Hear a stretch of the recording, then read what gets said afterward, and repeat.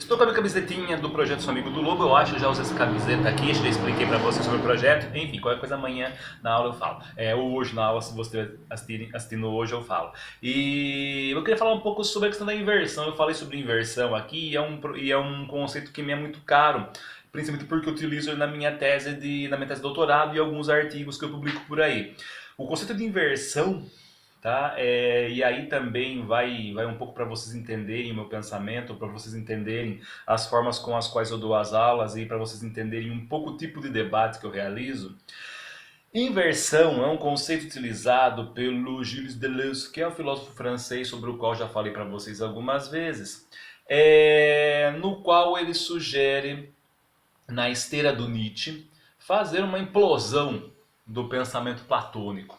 Tá? O Nietzsche sugere reversão do platonismo, inverter ou perverter, até, nós adoramos o termo perversão em Freud, mas o termo perverter o platonismo, e o que quer dizer perverter o platonismo? Porque o platonismo ele nos sugere, Platão, as ideias de Platão principalmente, na República, nos diálogos, enfim, na Apologia a Sócrates, ele vai sugerir a ideia de que nós precisamos voltar a nossa cabeça para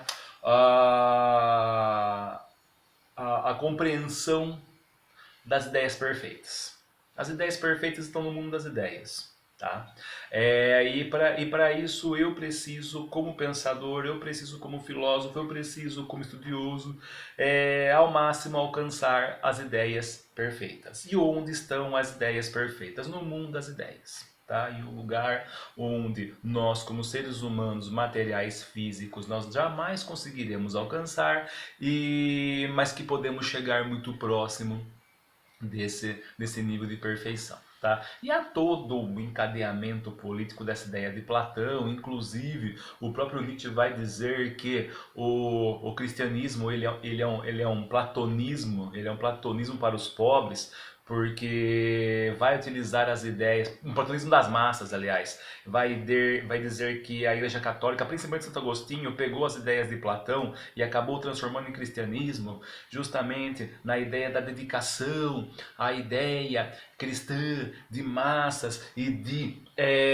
perseguir justamente uma determinada moral para se alcançar o reino dos céus. O Nietzsche ele vai detonar isso daí e o Deleuze justamente ele vai detonar com a ideia platônica na filosofia de que é necessário nós pensarmos para aquilo que está do outro lado, para aquilo que está além de nós, para aquilo que está além do físico, para aquilo que está metafísico, transcendente. Por isso Deleuze ele vai justamente trabalhar com a ideia de imanência.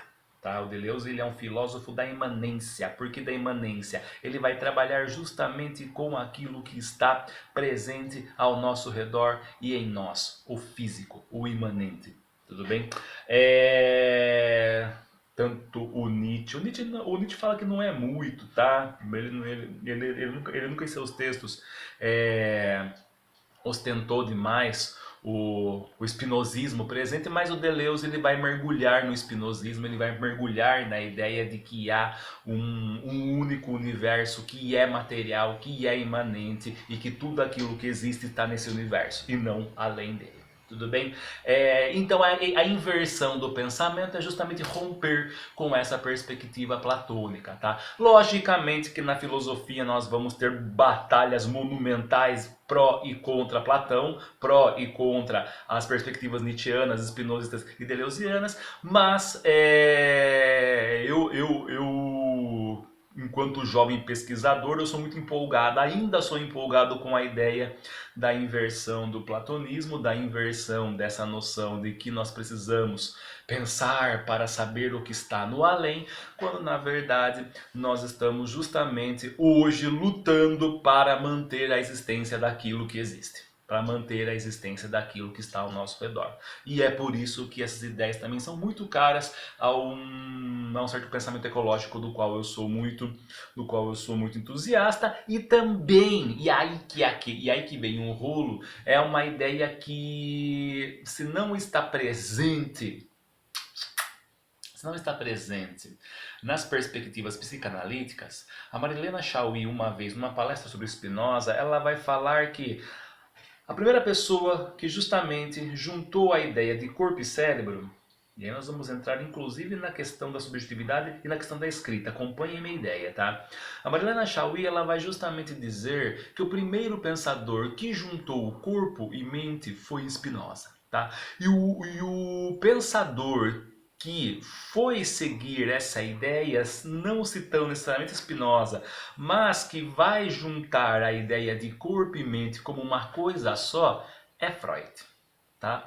Por que corpo e mente como uma coisa só? Porque tudo aquilo que nós pensamos está exatamente ligado àquilo que o nosso corpo sente, aquilo que afeta o nosso corpo. Não há uma mente deslocada do cérebro. Lógico que a neurologia, ela no século XX, ela ampliou absurdamente essa questão, os estudos da neurociência, da neurolinguística, enfim, reforçaram justamente essa ideia e para nós parece até uma coisa meio clichê de se falar. Mas na história da filosofia, essa ideia de corpo e mente como uma coisa só, sentindo a mesma coisa, apesar de nossa tentativa constante na filosofia ocidental de separar o corpo e a mente, de acreditar que a mente é muito mais ligada ao transcendente, ao ideal divino, a Deus, e o corpo ser essa coisa decadente, essa coisa material, essa coisa frágil, essa coisa mórbida, essa coisa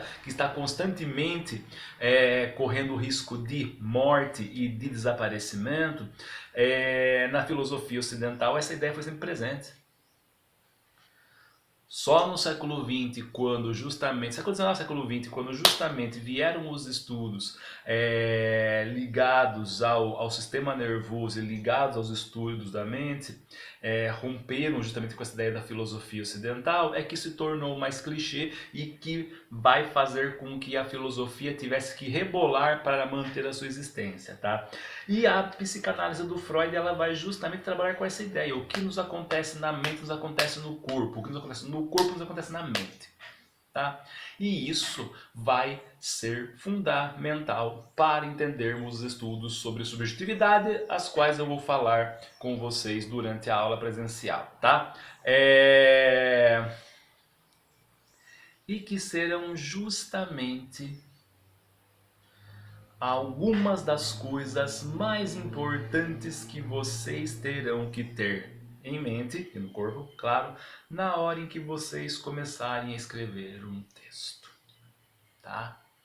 Ou escrever um texto, e aí eu vou bastante na pegada de que uma amiga minha chamada Ana Godoy, vocês podem até procurar pela internet aí, Ana Godoy, escrita. Ana Godoy é uma amiga nossa ligada também aos estudos sociais, ligada também à questão da ecologia. Tem um livro belíssimo, belíssimo, belíssimo chamado A Menor das Ecologias, onde ela diz que as ecologias que existem são aquelas que nós criamos em nosso cotidiano, em nossas vidas, em nossas escritas. Não vou aprofundar agora, porque senão também vou levar o link para falar sobre isso. Mas ela tem diversas sugestões para nos